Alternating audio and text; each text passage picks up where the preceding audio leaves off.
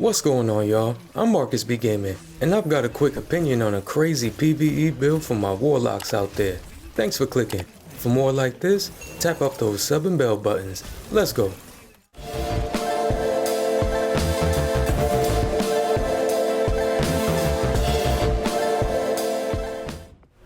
This build is all about crowd control and getting your grenade as fast as possible. So for the best results, I use the Thorn hand cannon with the Necrotic Grips exotic gauntlets.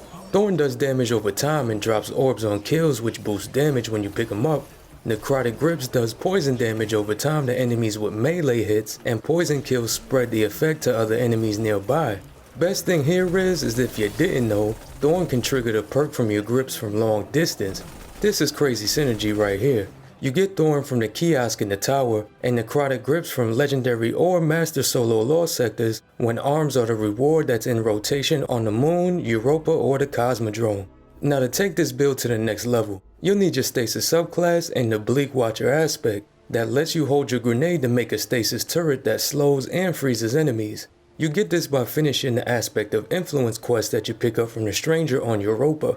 Some fragments that are good here is Whisper of Torment that gives you grenade energy for taking damage, and Whisper of Refraction that gives you rift energy for killing slowed or frozen targets. You get fragments from the stranger's weekly Umbral quest.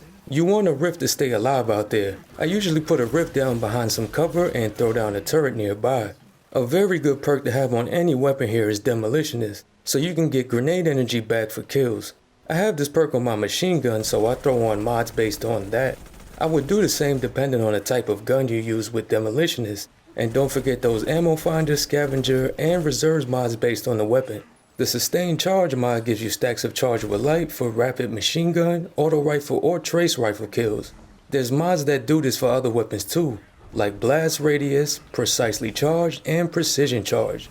And taking charge gives you a stack for picking up orbs of power, shield break charge for getting charge for breaking shields with the same element, and I want these charges to run the protective light mod that gives you damage resistance when your shields pop, and you get more protection based on how many light stacks you have. This lets you survive more when taking damage to charge that grenade with the Whisper of Torment.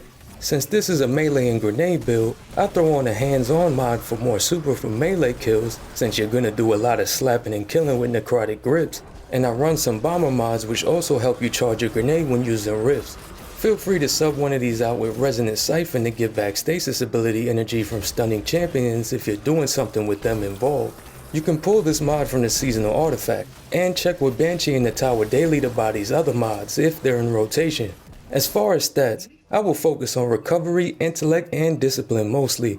Above 50 for discipline cause you have mods to help with that, and 60 or above for recovery and intellect. Rifts and grenades are the heart of this build, y'all. Also, if you don't have Thorn, No Time to Explain is another really good exotic in this spot. Being able to summon an orb that shoots, and not using ammo when you shoot frozen or slow enemies is nice. This is just one of my opinions, y'all, so please leave your builds or improvements on this one below.